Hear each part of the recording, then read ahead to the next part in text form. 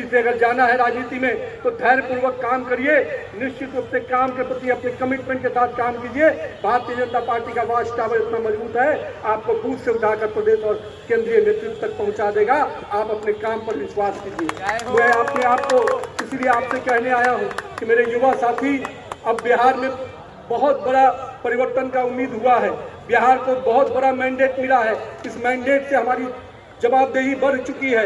हम 202 के मैंडेट पे खड़े हैं, तो कहीं ना कहीं हमें जनता ने भी हम उस उम्मीद के साथ हमें जोड़ा है। सरकार को केवल सरकार की उपलब्धियों को नीचे तक ले जाने का काम, साथ में साथ हमारे पूरे धैर्यपूर्वक सरकार की योजनाओं के साथ साथ जनता के साथ जुड़ के काम करना है। जनता ने जिस अपेक्षा से हमें वोट दिया है, पॉलिटिशियन से नहीं बनना है। हम लोग फुल टाइम पॉलिटिशियन हैं। हम भाजपा के कार्यकर्ता 24 घंटा काम करते हैं, 24/7 काम करते हैं। तो आइए भाजपा के कार्यकर्ता पद्धति से आगे बढ़िए।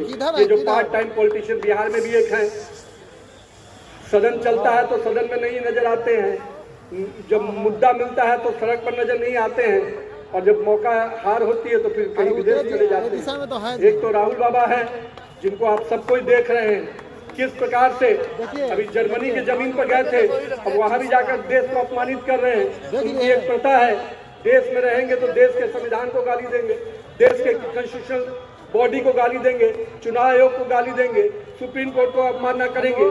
लेकिन जब यहाँ देश के बाहर जाते हैं तो देश को ही गाली देते हैं। ऐसे युवाओं को युवा आप कह नहीं सकते। ऐसे लोगों को सजा देने का समय आ गया है। बिहार की जनता ने सजा दिया।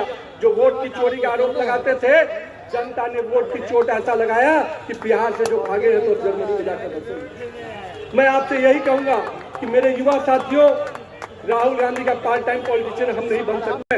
हम लोग सबको मिलकर बिहार के विकास में पूरा योगदान दें। आने वाला समय बदलाव का समय है। तेजी से देश की अर्थव्यवस्था को माननीय प्रधानमंत्री जी लगातार मजबूत कर रहे हैं।